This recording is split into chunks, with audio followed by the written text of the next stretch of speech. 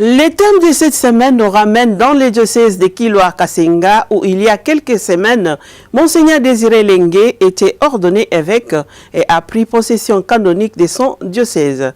Quel programme pastoral compte-t-il mettre en œuvre et quels sont les défis auxquels il est confronté? Les détails dans cet élément que nous vous proposons.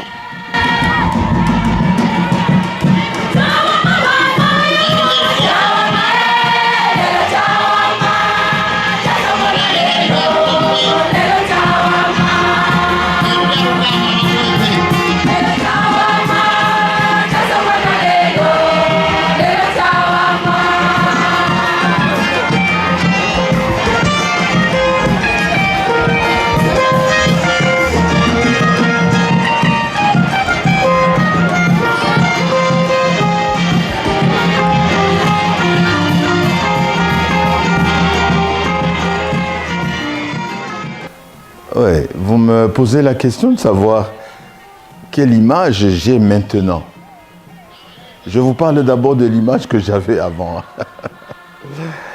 Effectivement, quand on voit cette réalité, cette charge pastorale de dehors, on l'aperçoit différemment. On est assez superficiel, non? On s'occupe beaucoup plus des apparences. C'est peut-être, on voit l'évêque, pasteur propre, dans des grandes cérémonies, dans des cultes organisés, dans les paroisses quand il fait des visites. Et on se limite à ça. Et ça, c'est très beau de voir l'évêque. Quand il rend visite, il y a des cultes solennels, c'est très émouvant, c'est beau. Mais attention, quand on s'y approche et quand on entre dans la charge, alors on est presque effrayé de voir la grandeur de cette charge pastorale. Si je me réfère même à la cérémonie de consécration elle-même, et toutes les paroles que Monseigneur l'archevêque métropolitain, avant la consécration, les paroles qu'il a dites, ce sont des paroles fortes, qui montrent effectivement la charge pastorale de l'évêque diocésain, du pasteur propre. À part la triple charge traditionnelle, c'est-à-dire l'enseignement, le gouvernement et la sanctification. Ça, c'est la charge traditionnelle, normale. Attention, quand on est dans un contexte comme le Congo, eh bien, il n'y a pas que ça. Quand vous communiez aux soucis des gens, il y a l'aspect pastoral, l'aspect socio-pastoral qui est très important pour les gens. L'évangile, ce n'est pas seulement l'annonce de la parole, la sanctification, le gouvernement. Il y a aussi toute cette proximité avec le peuple de Dieu. Communier, c'est vrai, à la dimension de sa foi, mais aussi, une dimension qui est très importante, communier à leur vie quotidienne. Alors là, ils vous présentent des problèmes tout à fait sociaux, de changement, d'amélioration de leur vie. Moi, maintenant que je suis évêque, ici au siège de Kilwa-Kasenga, eh bien, tout de suite, je comprends que il n'y a pas de courant, par exemple. C'est un problème, c'est une préoccupation ici chez nous. D'heureuse mémoire, Monseigneur Jean-Pierre Tafunga, alors évêque de Kilwa-Kasenga, je me rappelle très bien, il avait conçu un bon projet, le projet d'adduction d'eau. Parce qu'avant, il y avait beaucoup d'épidémies de choléra ici. Et cette eau, quand le projet a réussi, eh bien ce projet a résolu plus ou moins le problème de choléra. C'est vrai qu'il y en a dans les périphéries. Le diocèse de Kilwa-Kasenga gère un projet dans le BDD, un projet d'adduction d'eau. Vous voyez, ça a été une dimension importante au niveau de l'expression de notre foi commune ici au diocèse de Kilwa-Kasenga. Voilà, ça signifie que la charge, elle est lourde et l'évêque diocésain ne peut pas l'affronter seul. Il est avec le peuple de Dieu, il est avec son presbytérium, son clergé.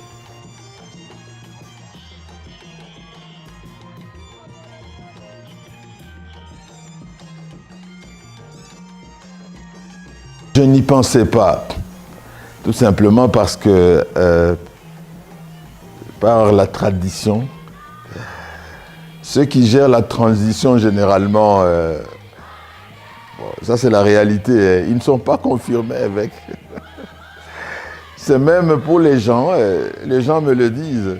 Ici chez nous, il y a une expression en Chibemba, on dit « Ba Mulinda Kipembwe ». Mulinda Kipembwe, ça signifie celui qui gère la transition.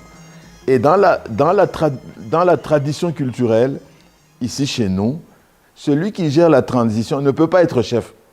Ça, c'est la mentalité dans la région. Du point de vue coutumier, par exemple, quand un chef est empêché ou quand il meurt, eh bien, il y a quelqu'un qu'on met là, juste pour gérer la transition. Et tout le monde était dans cette façon de penser, non ? Bon, généralement, moi, je n'ai jamais aspiré à l'épiscopat, tout humblement. J'ai géré des charges que l'Église m'a confiées depuis mon ordination. Année après année, j'ai été curé, j'ai géré la procure diocésaine. Monseigneur Jean-Pierre Tafunga, d'heureuse mémoire, m'a envoyé aux études. Juste après les études, même avant de terminer ma thèse, j'étais déjà revenu. Il m'avait demandé de revenir. J'ai été au grand séminaire comme père spirituel. J'ai enseigné dans mon domaine biblique et spirituel. Et puis, bon, je suis revenu au diocèse. Monseigneur Fulgence m'a demandé de rentrer au diocèse.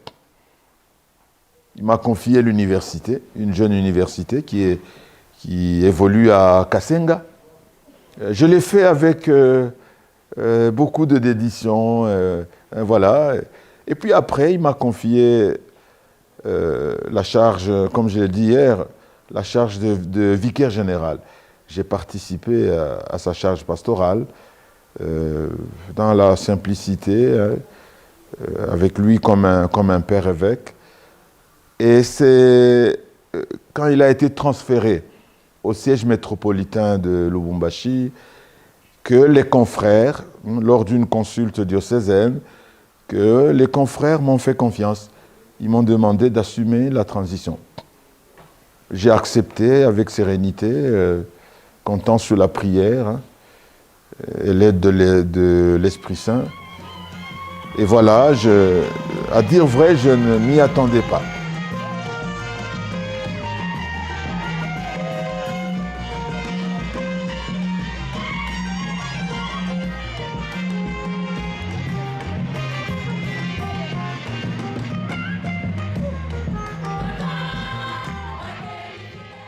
Monsieur Hercule, vous êtes poignant dans votre question. Vous vous rappelez, je me rappelle aussi effectivement de l'interview que je vous ai accordée au Centre Caritas Congo. Je me rappelle que je vous proposais un profil d'un évêque diocésain au siège de Kilwa-Kasenga. Je voyais, compte tenu des 2 ans et demi que j'ai passé comme administrateur diocésain, j'ai compris certaines, j'ai compris qu'il y avait besoin d'un évêque qui serait d'abord un évêque rassembleur. Oui, oui. Un évêque qui essaye de fédérer toutes les énergies du clergé, pour pouvoir projeter une église, famille de Dieu de Kilwa-Kasenga qui soit unie à un idéal pastoral. Et je disais aussi que que cet évêque, à part cette union, devait projeter un plan stratégique qui permette justement le diocèse d'aller de l'avant après l'élan que le diocèse a pris avec le ministère épiscopal de son Excellence Monseigneur l'archevêque métropolitain, Monseigneur Fulgence Mouteba, qui a été un homme à la place qu'il faut. Vraiment, il s'est débattu dans tous les sens, de la foi, du développement. Il suffit de voir ce qu'il nous a laissé, le patrimoine qu'il a laissé, le patrimoine mobilier et immobilier. Voilà. Donc ça, maintenant que j'y suis, voilà, je suis pris dans mes propres mots. Qu'est-ce que je dois dire? Est-ce que je serai vraiment à la hauteur? Théoriquement, je suis très lucide. Pour avoir passé presque 3 ans de transition, je connais le diocèse, je connais ses potentialités, ses faiblesses, je connais le clergé, ses capacités, mais aussi ses difficultés. Et donc, ensemble, même ma devise l'a dit, unum corpus et unus spiritus. Comme je l'ai expliqué hier, je voudrais une église qui soit une. Parce que quand elle est une, elle est forte, cette église. Quand il n'y a pas de division, ni de pensée, ni de culture, vous savez, c'est pénible parfois quand on apprend que dans d'autres églises, familles de Dieu, il y a toutes ces crispations, et surtout ethniques. Or, l'église, comme je l'ai dit hier, j'entends une église ouverte. Une église ouverte sur toutes les cultures. Voilà, ça c'est ma vision. Et je vais y travailler, pas seul bien sûr. Je le reprends, je compte sur mes premiers coopérateurs, le presbytérium, le clergé diocésain d'abord, et puis le clergé religieux. Dieu merci, je vous informe que notre diocèse est bien placé là-dedans. Nous sommes peu nombreux comme clergé diocésain, une quarantaine de prêtres, mais nous avons une aide consistante de nos pères missionnaires qui ont évangélisé ce diocèse. Ici, toute cette partie au centre, ce sont les franciscains OFEM. Ils sont encore là. Ils ont 5 paroisses chez nous. Et nous avons les bénédictins au sud. Il y a une communauté, ils sont revenus. Et nous avons les salésiens de Don Bosco, qui ont beaucoup travaillé dans le sud. Ils sont là. Nous avons de nouvelles présences, comme les salvatoriens. Et puis, les prêtres du Sacré-Cœur. Voyez, nous sommes entourés d'un personnel missionnaire assez compétent pour nous donner un coup de main fort et voir comment faire avancer notre pastoral. Et même du point de vue féminin, nous avons des sœurs de charité au sud, les franciscaines du règne de Jésus. Ici, nous avons une congrégation de droit diocésain qui est ici depuis déjà près d'une quarantaine d'années. Les PSP, les petites sœurs de la présentation de Beni Boutembo, qui sont ici. Vous comprenez que c'est une église qui est vraiment ouverte. Cœur Immaculé de Congolo, voyez. Et puis les franciscaines missionnaires de Marie qui ont une belle présence à Lukonzoloa et à Doubié. Les sœurs auxiliatrices de l'église de Saint-Joseph, de droit diocésain aussi, mais de Kalemi Kirongo. Vous comprenez que vraiment c'est un bon ensemble.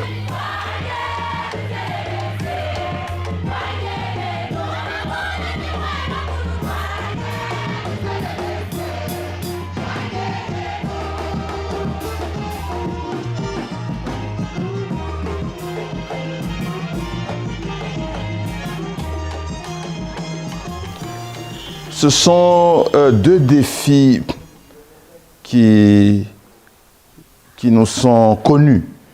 Effectivement, j'ai pu échanger avec mon vénérable prédécesseur son Excellence Monseigneur Fulgence Moutet, archevêque métropolitain. Effectivement, si nous parlons de la vie propre de l'Église, nous disons que nous avons des avantages énormes.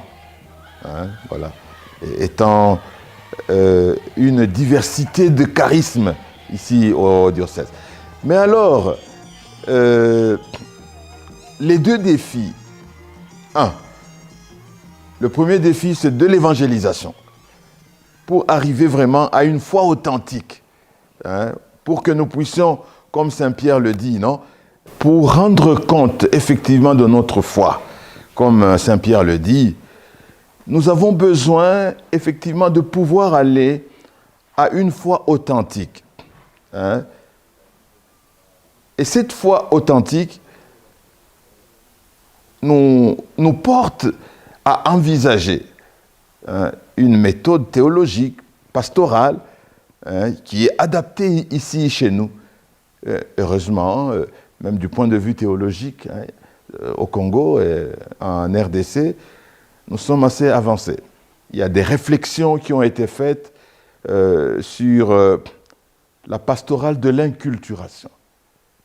Oui. On peut aller dans les détails, des petits faits, où nous constatons que parfois nos chrétiens sont confrontés à un défi très très sérieux, de pouvoir justifier leur foi devant des pratiques magico-religieuses. Ça, dans notre diocèse de Kilwa-Kasenga, du sud au nord, de l'est à l'ouest, nous avons ce défi. Et un autre défi, c'est la prise en charge. Nous avons hérité d'une façon de faire, une pastorale missionnaire. Elle tarde à être purifiée. C'est-à-dire, les fidèles chrétiens catholiques de ce diocèse ont toujours vu dans le missionnaire un pasteur, c'est vrai, qui annonce la bonne nouvelle, mais qui pourvoit aussi aux défis matériels. Et c'est vrai, il faut dire que du temps des missionnaires, ce sont eux qui nous ont laissé, même cet évêché, par exemple, ce sont les franciscains. Le premier évêque, c'était un franciscain Ophem, Monseigneur Alain Leroy. Et ils ont toujours insisté aussi, même Monseigneur Fulgence a insisté durant son épiscopat sur cette dimension de la prise en charge. Et ça doit commencer par le clergé lui-même. Et le clergé doit s'y mettre pour pouvoir véhiculer cette pensée pastorale dans le peuple de Dieu. Et nous avons déjà commencé. Pour preuve, vous avez vu, c'est vrai que hier c'était une circonstance heureuse, mais pour nous-mêmes qui connaissons le diocèse, nous avons vu qu'il y a un plus. Parce que cette fois-ci, contrairement aux autres fois, ce sont les CV, les communautés ecclésiales vivantes, qui se sont mobilisées dans le peu qu'ils ont. Ils ont offert ce qu'ils ont. Mais pour nous, c'est d'abord l'acte posé qui a été très très important. Vous avez vu, quelqu'un vient avec un pigeon, quelqu'un vient avec un peu d'arachide. J'ai vu même une maman avec un petit sachet de termites ailées. Les insois qu'on appelle ici. Je ne sais pas si à Kinshasa vous connaissez ça. Les termites ailées qu'on mange dans la région ici. Ça a beaucoup de protéines. Mais ce sont des choses simples. Et la maman vient avec ça, et ça m'a touché beaucoup. J'ai dit, ça, je prends avec cœur. Je l'ai béni. Oui. Donc, ça signifie quand même que cette bonne volonté, cette bienveillance y est. Nous devons travailler sur tous ces défis. Les défis de l'évangélisation dans le domaine pastoral, le défi de la prise en charge. Un autre défi, c'est, cette pastorale de l'incarnation. Pouvoir entrer dans la réalité des gens pour pouvoir alors les élever. hein, et du point de vue spirituel, mais aussi du point de vue matériel. Tant que le peuple de Dieu reste dans la misère, eh bien l'Église est aussi dans la misère. Alors nous devons être, nous comme Église, être un ferment pour faire monter aussi le peuple de Dieu, hein, même dans ces conditions.